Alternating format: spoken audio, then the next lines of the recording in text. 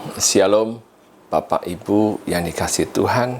Hari ini berjumpa lagi dengan saya di awal bulan Oktober 2020. Kiranya damai Kristus nantiasa berlimpah-limpah di dalam kehidupan kita semuanya. Dan hari ini kita mau mendengarkan kebenaran firman Tuhan, tapi kita mau berdoa terlebih dahulu. Bapak, Ibu, adik-adik semuanya bangkit berdiri, kita akan berdoa. Bapa kami yang ada di sorga, terima kasih kalau hari ini kami dapat berkumpul bersama ibadah secara online walaupun jarak memisahkan kami, tapi kami yakin dan percaya ada persekutuan di dalam Roh Kudus sehingga Tuhan memampukan kami untuk berfellowship satu dengan yang lain. Sebentar kami akan mendengarkan kebenaran firman Tuhan. Tuhan pakai kami semuanya yang mendengarkan dimanapun kami berada. Allah Roh Kudus yang menuntun kami semuanya. Berkati hamba-Mu supaya pemberitaan firman Tuhan dapat berjalan dengan lancar. Terima kasih Bapa di surga, di dalam nama Tuhan Yesus. Haleluya. Amin. Shalom Bapak Ibu yang dikasihi Tuhan. Berjumpa dengan saya hari ini dan kita akan belajar kebenaran firman Tuhan. Dan saudara mempersiapkan Alkitab saudara, catatan saudara. Tema khotbah hari ini adalah Invite God into your difficulties. Melibatkan Tuhan di dalam setiap kesulitan-kesulitan kita. Bapak Ibu yang dikasihi Tuhan, kita akan membaca kebenaran firman Tuhan di dalam Hakim-Hakim 6 ayat yang pertama. Kita akan membaca perlahan-lahan. Mari baca bersama dengan saya. Tetapi orang Israel melakukan apa yang jahat di mata Tuhan. Sebab itu Tuhan menyerahkan mereka ke dalam tangan orang Midian 7 tahun lamanya.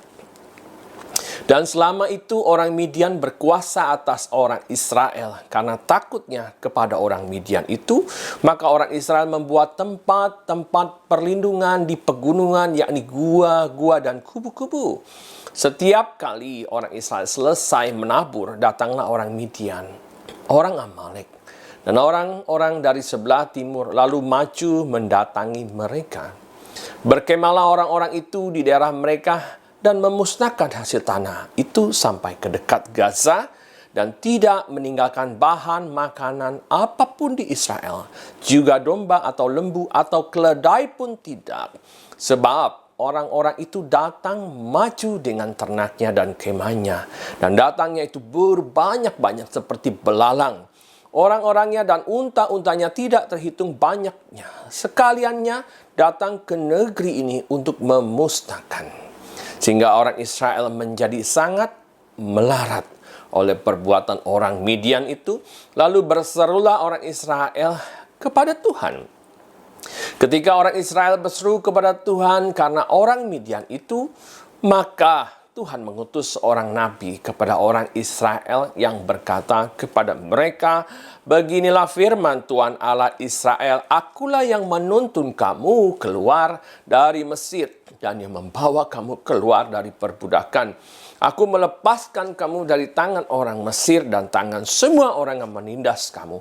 Bahkan aku menghalau mereka dari depanmu dan dari negeri mereka aku berikan kepadamu. Dan aku telah berfirman kepadamu, akulah Tuhan Allahmu. Maka janganlah kamu menyembah Allah orang Amori yang negerinya kamu diami ini, tetapi kamu tidak mendengarkan firmanku ini. Bapak Ibu yang dikasihi Tuhan, pelajaran dari Hakim-Hakim 6 ayat yang pertama yang baru saja kita baca.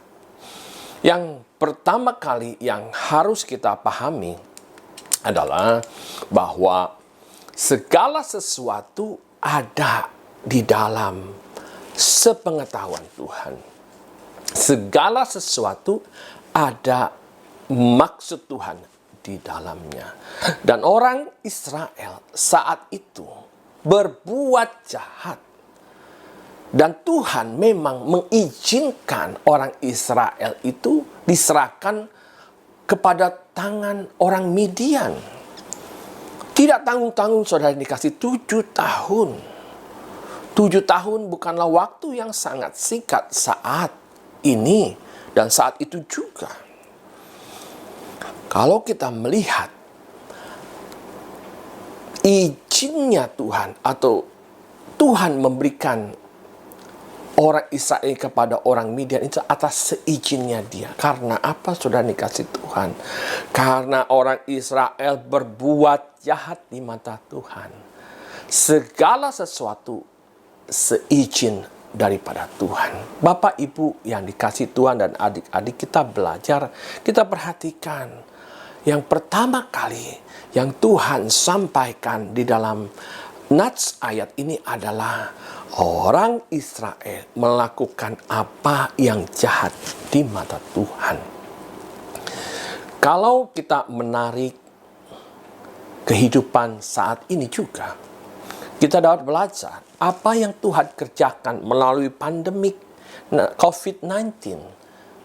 Ini merupakan teguran daripada Tuhan yang mana orang percaya ini sudah jauh meninggalkan Tuhan.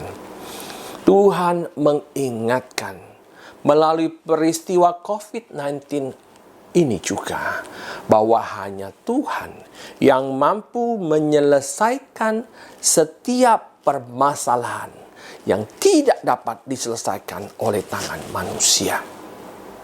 Sampai satu titik kita berbalik dan mengetahui kesalahan kita. Orang Israel dikatakan di ayat pertama berbuat jahat di mata Tuhan. Dan Tuhan tidak begitu suka melihat keadaan itu. Dan orang Midian itu berkuasa. Bukankah hari ini COVID-19 selama 10 bulan berturut-turut menguasai pikiran kita? Bukankah COVID-19 atau virus ini menguasai setiap aspek kehidupan kita? Allah mengizinkan hal ini terjadi atas kehendaknya. Supaya semua orang, baik yang percaya maupun yang tidak percaya, menyerahkan segala permasalahan hal ini hanya kepada Tuhan. Sebab itu kita mau belajar peristiwa-peristiwa yang terjadi dalam Alkitab, kita mengambil kesimpulannya bahwa Tuhan berkuasa atas segala sesuatu. Saat ini orang menghindar dari tempat berkumpulan orang. Banyak orang-orang saat ini lebih baik tinggal di rumah. Tidak seperti biasanya mereka berkumpul bersama-sama di dalam keluarga besar mereka. Menikmati fellowship bersama-sama di dalam gereja. Di dalam suatu suasana yang berbahagia sekalipun seperti pernikahan sudah tidak dapat dijumpai. Karena apa? Karena mereka menghindari dari tekanan virus tersebut. Bukankah sama seperti orang Midian yang berkuasa atas Israel? Di ayat yang kedua dikatakan orang Israel takut kepada orang Midian sehingga mereka lari ke pegunungan-pegunungan untuk bersembunyi. Demikian juga COVID-19 menguasai hidup kita, menguasai pikiran kita, sehingga kita tidak lagi bebas untuk berjumpa satu dengan yang lainnya. Bapak, Ibu yang dikasihi Tuhan, pelajaran-pelajaran ini sangat memberkati kita. Apa yang dikerjakan oleh orang Midian terhadap orang Israel, saat orang Israel mulai menabur, maka mereka menikmati, orang Midian ini menikmati hasil taburan. Demikian juga dengan apa yang kita telah taburkan hari-hari ini lenyap seketika. Pekerjaan kita, hasil uang kita habis untuk hal-hal yang demikian. COVID-19 merubah segalanya. Orang-orang tidak lagi dapat bekerja bebas. Bapak Ibu yang dikasihi Tuhan, bukankah saat itu kejadiannya mirip dengan kejadian sekarang? Dan dikatakan yang sangat-sangat parah, yaitu di ayat yang ke-6. Sehingga orang Israel menjadi sangat melarat oleh perbuatan orang-orang Midian. Lalu berserulah orang Israel kepada Tuhan. Bapak Ibu yang dikasihi Tuhan, 7 tahun bukanlah waktu yang sangat singkat untuk dijajah. Sedangkan kita memasuki 10 bulan saja, sudah terseok-seok ekonomi kita. Ekonomi bangsa-bangsa digoncangkan. Apa yang harus kita lakukan? Apa yang harus orang percaya lakukan?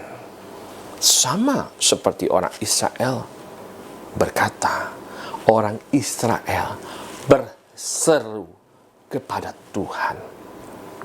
Tuhan adalah jalan keluar dari segala permasalahan hidup kita. Libatkan Tuhan di dalam setiap kesulitan-kesulitan yang kita alami. Dia mau menjadi tumpuan dari setiap permasalahan, supaya kebesarannya dinyatakan di segala bangsa. Bapak Ibu yang dikasihi Tuhan, ada maksud Tuhan dengan kejadian COVID-19, supaya setiap orang dapat berseru kepadanya dan namanya dinyatakan, kebesaran dan dinyatakan. Tuhan berkuasa atas segala badai, Tuhan berkuasa atas segala penyakit, Tuhan berkuasa atas apa yang ada yang terjadi di dalam dunia ini. Tuhan yang berkuasa. Amin. Bapak Ibu yang dikasihi Tuhan, biarlah kita berseru kepada Allah yang hidup, yang dapat melepaskan kita dari segala macam tekanan, kesulitan apa yang kita hadapi. Hendaknya kita senantiasa berseru kepada Tuhan. Libatkan Tuhan di dalam setiap kehidupan saudara semuanya.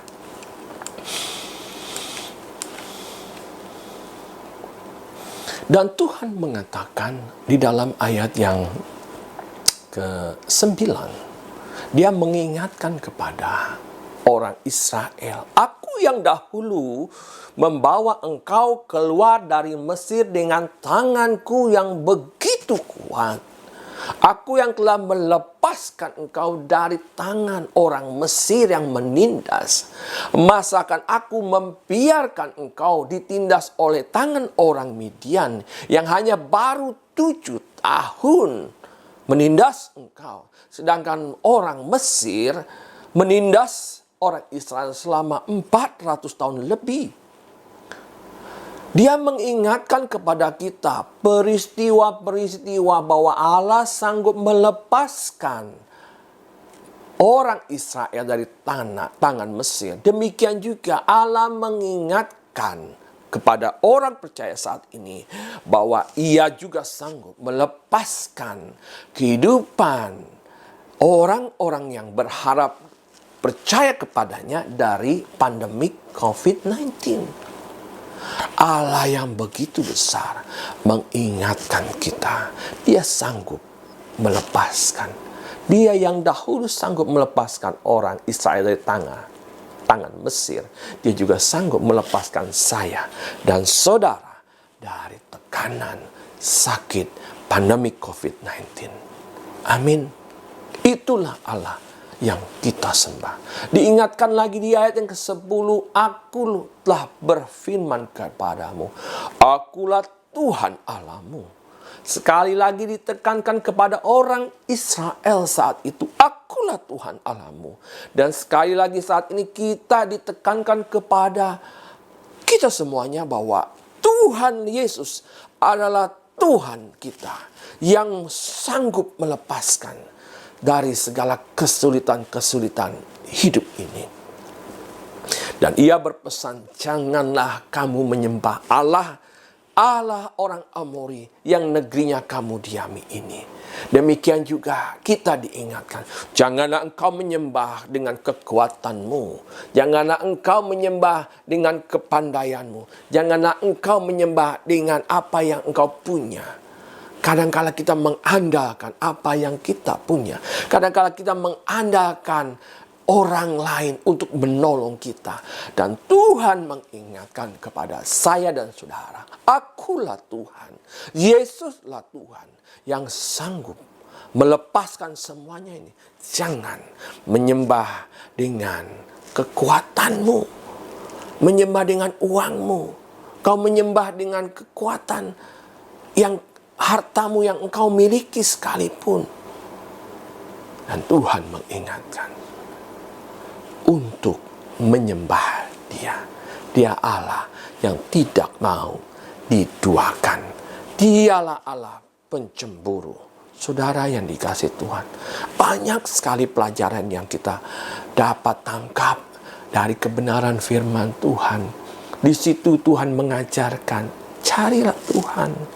Akulah Allah, akulah Tuhan, akulah Yesus yang dapat meredakan badai sebesar apapun. Hanya Allah yang mampu, yang sanggup meredakan badai yang terjadi saat ini. Mari kita lanjutkan. Sekali lagi, Bapak Ibu, kita tetap konsentrasi. Kebanyakan kita selalu berdoa kepada Tuhan untuk minta jalan keluar dari setiap kesulitan. Saya ulangi lagi, banyak kita selalu berdoa kepada Tuhan untuk minta jalan keluar dari setiap kesulitan. Hal tersebut tidaklah salah. Namun alangkah baiknya bila kita berdoa kepadanya, kepada Allah senantiasa untuk tinggal di dalam hidup kita dan membiarkan kuasa-Nya bekerja.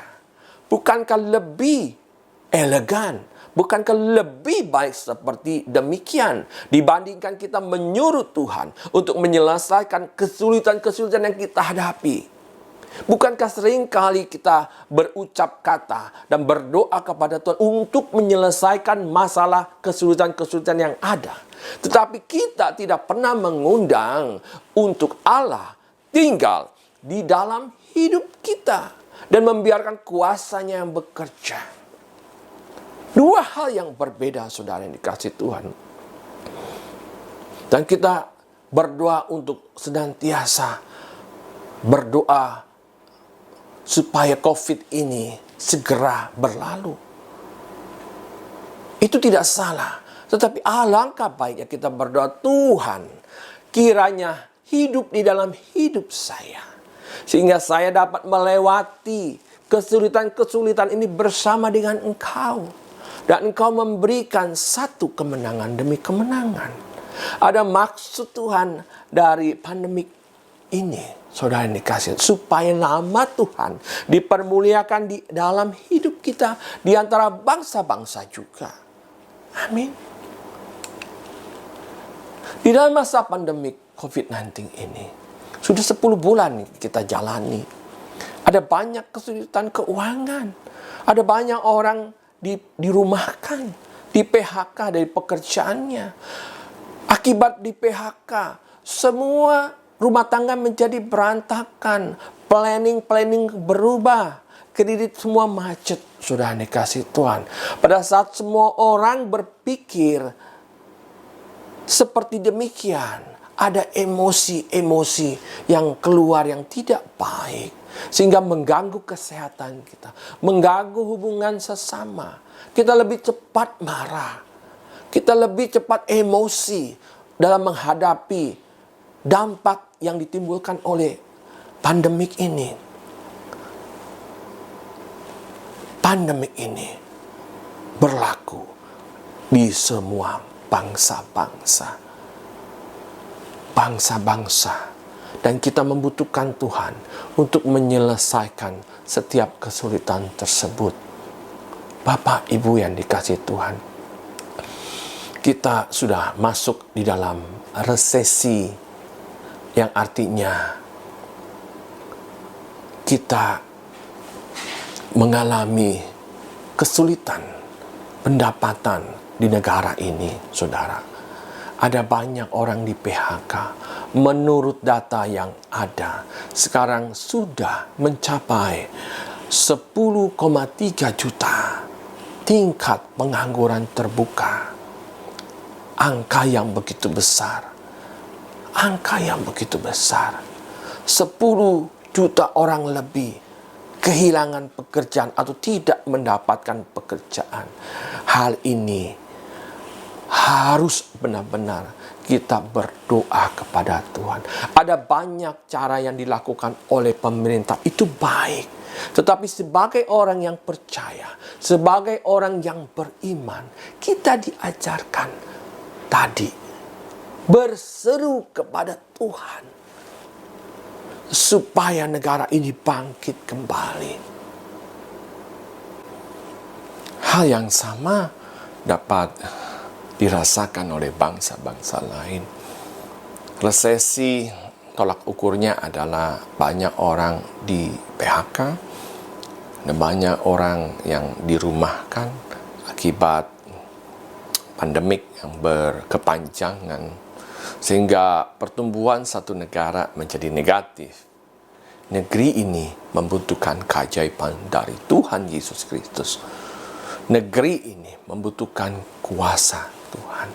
Negeri ini membutuhkan mujizat daripada Tuhan. Dan kita harus banyak berdoa dan berpuasa, memohon pertolongan dari kuasa yang maha tinggi. Supaya, apa saudara yang dikasih Tuhan? Dia tinggal di dalam hidup ini. Bapak Ibu yang dikasih Tuhan, kita lanjutkan lagi.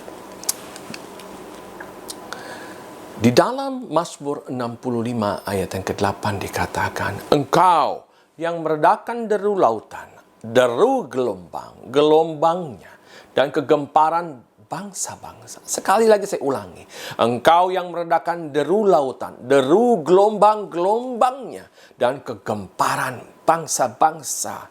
Artinya sekali lagi saudara diingatkan, bagi kita semua hanya Allah yang sanggup, hanya Tuhan yang sanggup meredakan segala kegemparan yang ada di dalam bangsa-bangsa. Sakit, penyakit, sampar sebesar apapun hanya Tuhan. Badai sebesar apapun yang hanya Tuhan yang mengatakan diam. Maka badai pun diam saat Yesus sedang tidur di dalam buritan. Dan murid-muridnya sangat panik. Dia bilang, Guru, engkau membiarkan kami mati untuk tenggelam. Tetapi Yesus dengan kuasanya berkata, diam. Maka badai pun diam. Tuhan yang sanggup meredakan. Hanya Tuhan, Yesus yang sanggup meredakan kegemparan di bangsa-bangsa. Itu sudah dikatakan jauh-jauh hari, saudara yang dikasih Tuhan. Baiklah kita mengundang Tuhan Yesus.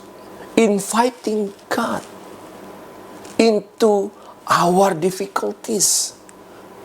Baiklah kita mengundang Tuhan untuk tinggal di dalam hidup ini. Dan kita bersama-sama dengan Tuhan melewati, dan Tuhan yang akan menyertai kehidupan kita, yang menyertai setiap permasalahan hidup kita.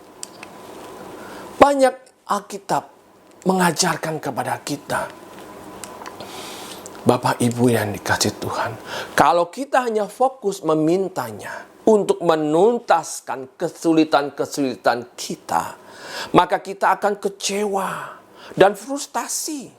Saya ulangi sekali lagi. Kalau kita hanya fokus berdoa kepada Tuhan untuk menuntaskan kesulitan-kesulitan kita, maka kita akan kecewa dan frustasi menunggu jawaban Tuhan yang berbeda waktu dengan kemauan kita. Kita maunya hari ini, tetapi maunya Tuhan berbeda. Waktunya Tuhan berbeda dengan waktunya kita. Sebab itu jangan fokus untuk Tuhan menuntaskan kesulitan kita, tapi fokuslah untuk Dia tinggal di dalam hidup kita. Amin.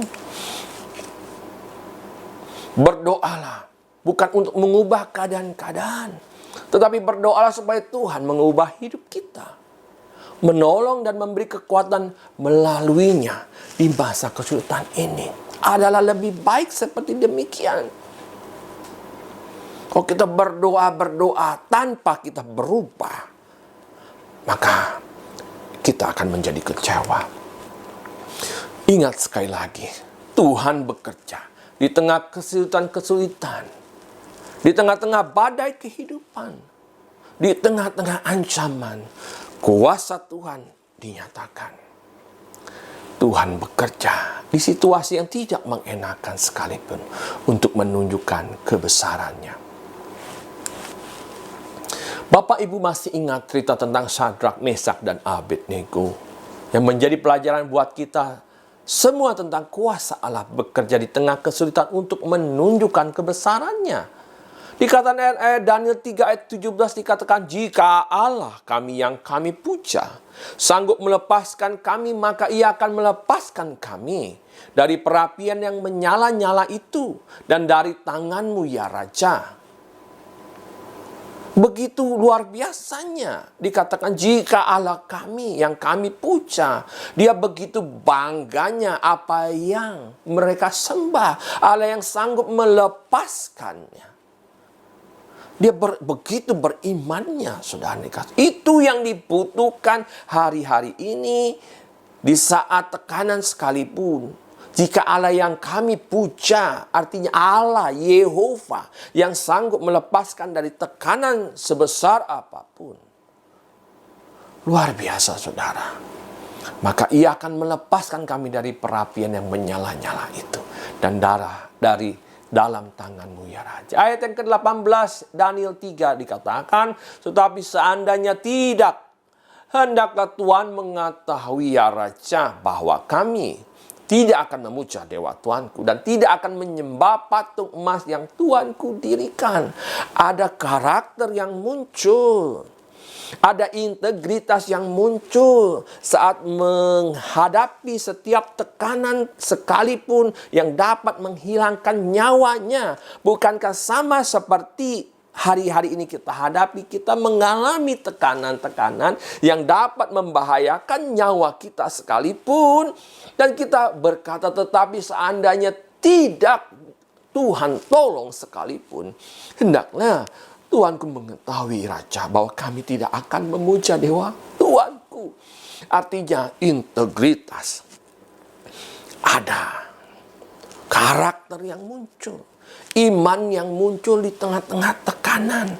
Itulah yang kita berdoa kepada Tuhan supaya Allah damai sejahtera ada di dalam hidup ini. Cerita ini sangat-sangat luar biasa bagi kita. Dan berkatalah Nebukadnezar, saya katakan tadi, Allah bekerja di tengah-tengah tekanan untuk membuktikan kuasanya. Maka di dalam ayat yang ke-28 Daniel 3, berkatalah Nebukadnezar, terpujilah Allahnya Syadrak, Mesak, dan Abednego. Ia telah mengutus malaikatnya yang melepaskan hamba-hambanya yang telah menaruh percaya kepadanya dan melanggar titah raja, dan yang menyerahkan tubuh mereka karena mereka tidak memuja dan menyembah Allah manapun kecuali Allah mereka. Amin. Sudah dikasih Tuhan, ini pelajaran yang sangat-sangat luar biasa. Ada maksud Tuhan di dalam pandemik ini. Allah akan menyatakan kebesarannya di tengah saya, di tengah orang-orang percaya, di tengah bangsa-bangsa, bahwa Dialah Allah yang sanggup melepaskan dari berbagai macam kesulitan. Bapak Ibu yang dikasihi Tuhan, demikian juga Daud di dalam Mazmur 23 ayat yang keempat. Sudah sangat jelas, Daud tidak berdoa untuk Tuhan melalukan segala kesulitan-kesulitannya. Tetapi Daud bernyanyi dan berdoa, sekalipun aku berjalan di dalam lembah kekelaman, aku tidak takut bahaya. Sekalipun hidup kita ada di dalam tengah-tengah pandemik yang begitu menakutkan, yang membahayakan jiwa nyawa kita. Apa yang Daud katakan? Sebab engkau besertaku. Itu yang harus kita lakukan. Kita berdoa, Tuhan beserta dengan saya. Itu lebih baik dibandingkan memindahkan atau meminta persoalan-persoalan. Karakter kita tidak akan bertumbuh. Integritas kita tidak akan bertumbuh. Mental kita tidak akan bertumbuh. Iman kita tidak akan bertumbuh saat kita mengatakan, Tuhan, biarlah masalah ini berlalu. Tapi kita harus berdoa, Tuhan, biarlah engkau besertaku. Sama seperti Daud mengajarkan, sekalipun aku berjalan di dalam lembah kekelaman, aku tidak takut bahaya. Itulah mental orang yang berdoa kepada Tuhan. Aku tidak takut bahaya. Sebab apa? Engkau besertaku. Gadamu dan tongkatmu lah, itulah yang menghibur aku. Amin. Sekali lagi Bapak Ibu yang dikasih Tuhan, adik-adik di rumah, dimanapun berada, libatkan Tuhan di dalam setiap kesulitan-kesulitanmu. Bukan meminta Dia untuk dilalukan, tetapi minta kekuatan dari Allah dan meminta kepada Allah untuk memenuhi hidup kita, dan kita melangkah menghadapi segala setiap permasalahan hidup ini bersama dengan Dia adalah lebih baik. Amin. Di dalam Yesaya 43 ayat yang kedua juga dikatakan, apabila engkau menyeberang melalui air, dan Tuhan berkata, aku akan menyertai engkau.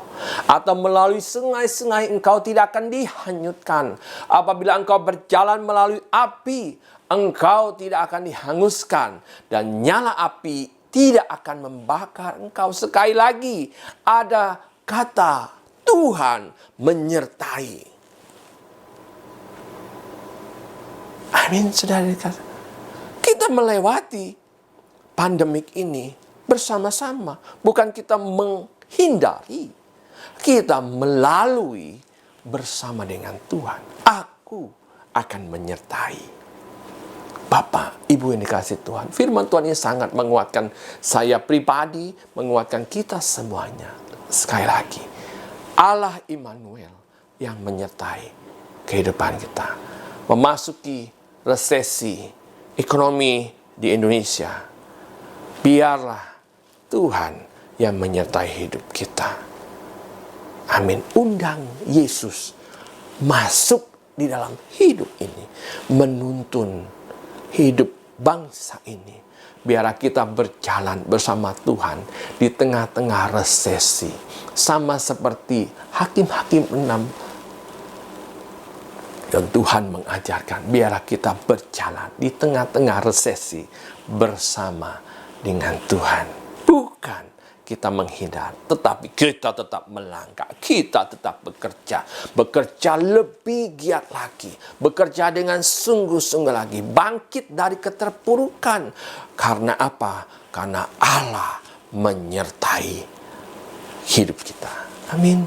Bapak Ibu yang dikasihi Tuhan, biarlah yang menjadi penghiburan kita adalah tongkat dan gadanya, yaitu firman Tuhan yang mengajarkan kita untuk bagaimana kita mengalami bersama-sama kesulitan ini bersama dengan Tuhan, seperti Mazmur 23 ayat yang keempat.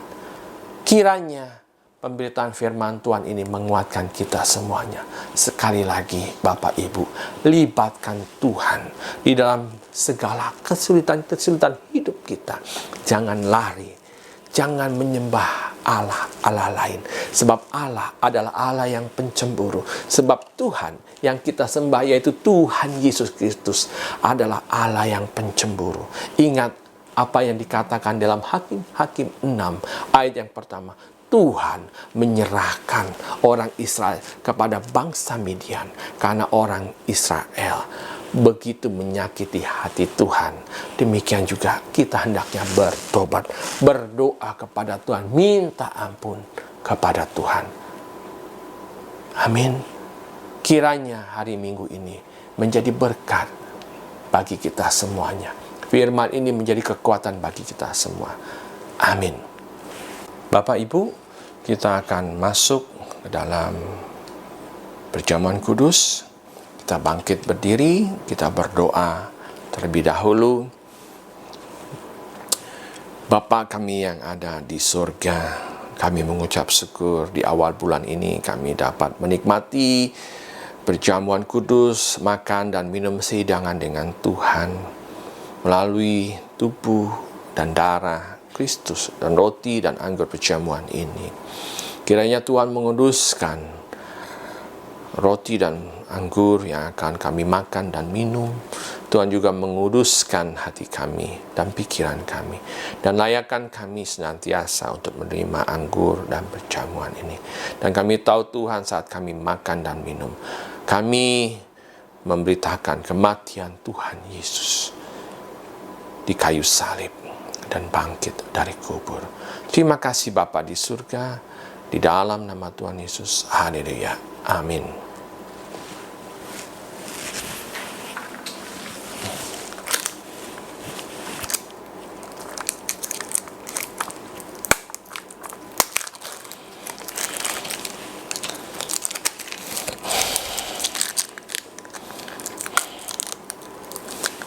Bapak Ibu, apakah sudah menerima anggur perjamuan dan roti perjamuan yang telah dikirimkan di rumah Bapak Ibu dan adik-adik semuanya? Apabila sudah terima, Bapak Ibu tetap bangkit berdiri dan mempersiapkan roti perjamuan tersebut.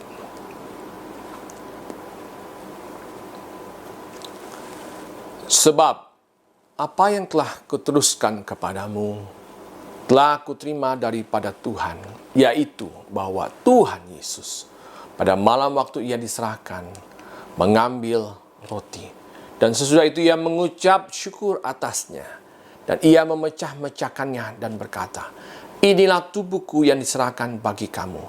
Perbuatlah ini menjadi peringatan akan aku." Bukankah roti yang kita pecah-pecahkan dan atasnya kita ucapan syukur adalah persekutuan kita dengan tubuh Kristus? Mari kita makan di dalam nama Tuhan Yesus Kristus.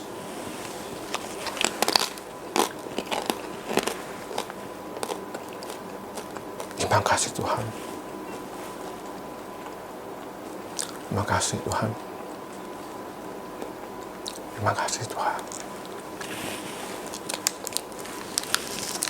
Demikian juga ia mengambil cawan sesudah makan, lalu berkata, "Cawan ini adalah perjanjian baru yang dimateraikan oleh darahku. Perbuatlah ini setiap kali kamu meminumnya menjadi peringatan akan aku."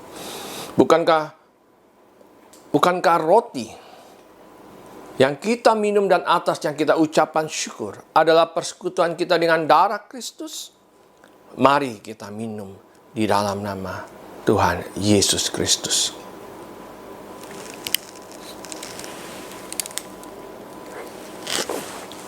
Terima kasih Tuhan. Terima kasih ya Bapa. Terima kasih. Naikkan syukur saudara. Terima kasih Tuhan. Terima kasih. Terima kasih. Terima kasih ya Tuhan. Bapa, terima kasih. Bapa, terima kasih kalau kami telah menikmati makanan dan minuman, hidangan dengan Tuhan pada hari ini, semua karena kebaikan Tuhan. Terima kasih, berkati jemaat Tuhan, berkati kami semuanya dimanapun kami berada. Di dalam nama Tuhan Yesus, haleluya, amin. Bapak Ibu tetap bangkit berdiri, kita akan menerima berkat Tuhan. Kekasih Kristus, tinggallah di rumahmu masing-masing sampai pada masa kesesakan ini berakhir. Kiranya berkat Allah Bapa kita di surga tercurah atas kehidupanmu. Cinta kasih Tuhan kita Yesus Kristus dan persekutuan yang manis dengan Roh Kudus menyertai hidup kita. Mulai saat ini sampai Tuhan Yesus menjemput kita di awan-awan yang permai. Kita yang percaya katakan amin. Selamat hari Minggu. Tuhan Yesus memberkati.